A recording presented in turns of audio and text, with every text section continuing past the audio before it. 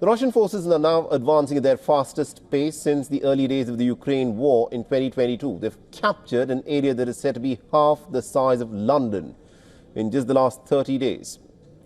The Russian news agency Agentstvo, citing data from deep state, said that the country's army has captured nearly about 235 square kilometers in Ukraine over the past 1 week and nearly about 600 square kilometers in the past 1 month. The thrust of the advance has been in the Donetsk region, with the Russian forces pushing towards the town of Pokrovsk and also in the town of Kurokov. The General Staff of Ukraine's military said in an update on Tuesday that its forces had repelled nearly about 23 Russian attempts to advance along the Kurokov part of the front line. It said that 25 attacks were repelled.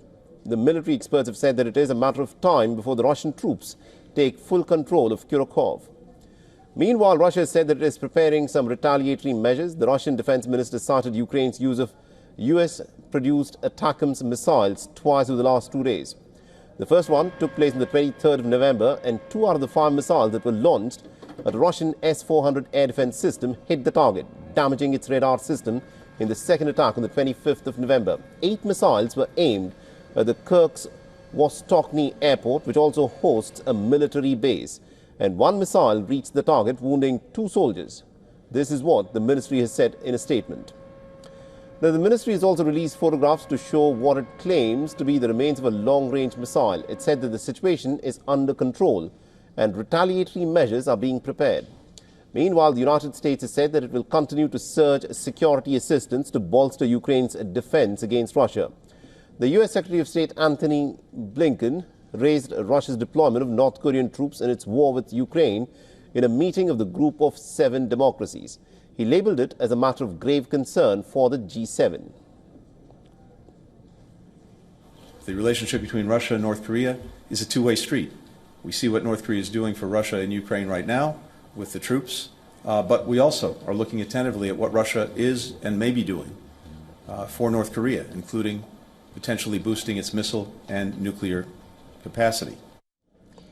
And India's External Affairs Minister S. Jaishankar, who was also in Italy to attend the G7 foreign ministers' meeting, once again called for restraint, asserting that one is not going to find a solution from the battlefield and at some stage will have to come to the table. The sooner they do it, the better it is, because the rest of the world is being affected. Now, Jaishankar refuted the West's criticism of India's purchase of Russian oil amidst ongoing conflict with Ukraine, saying that every part of the world has its own interests. He criticized Europe's selective approach and asked the countries as to why they have not cut their business with Russia if it is a matter of principle. Meanwhile, Russia has announced a ban on a string of UK's cabinet ministers from entering the country in response to what it called London's Russophobic policies. This a day after London announced its biggest ever sanction on Moscow's shadow fleet. And amongst those that it was targeting included Chancellor Rachel Reeves, the Deputy Prime Minister Angela Rayner, Interior Minister Yvette Cooper and more than a dozen other senior politicians in the new Labour government. The UK government has called spying claims against its diplomat to be malicious and baseless.